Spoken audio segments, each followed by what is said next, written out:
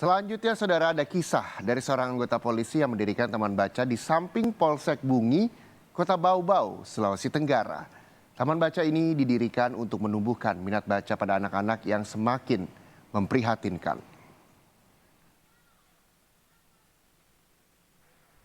Aibda Sahidun, seorang anggota polisi dari Polsek Kota Bau-Bau, Sulawesi Tenggara, mengabdikan diri dengan mendirikan sebuah taman bacaan untuk anak-anak. Awalnya, anak-anak banyak bermain di sekitar Polsek Bungi.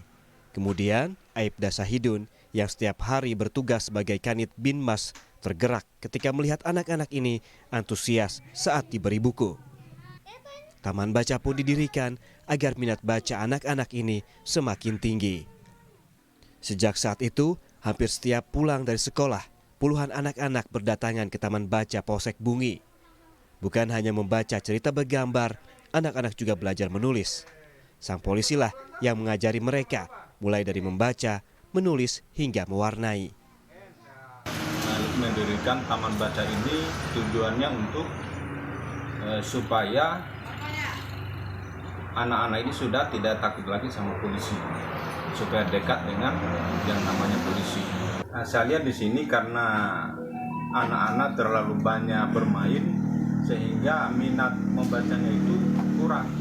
Nah, dengan adanya kita lihat anak-anak kurang minat baca, sehingga kita anggota Bimas, dalam hal ini saya lakukan di Bimas, mendirikan taman baca ini.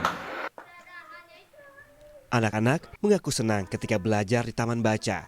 Selain bisa menambah ilmu mereka, juga mereka merasa bahagia bisa berkumpul bersama teman-teman sebaya. Rizky sering belajar membaca di sini? Sering.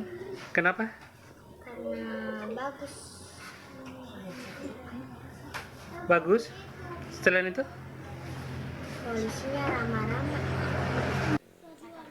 Di tengah zaman yang melekat dengan gawai, tetapi tidak diiringi dengan meningkatnya minat baca, membuat taman baca ini menjadi langkah kecil tetapi berdampak baik bagi anak-anak untuk mengasah ilmu dan bersosialisasi demi masa depan mereka kelak.